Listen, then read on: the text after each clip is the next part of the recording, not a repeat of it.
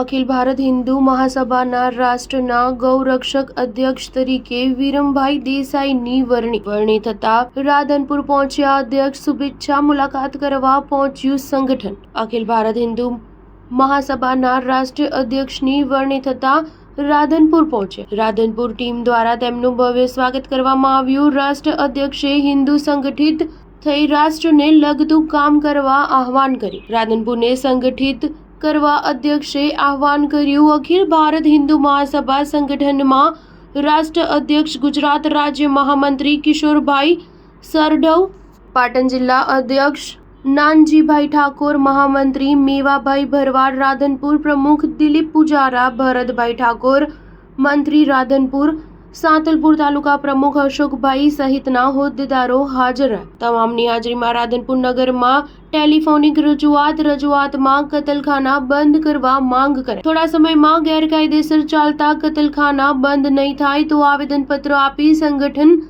ધારણા પર બેસવાની ચીમકી અપાઈ। રાધનપુરમાં ચાલતા ગેરકાયદે કતલખાનાની નગરપાલિકાએ નોટિસો પણ આપી છે। Star news 7 Patan.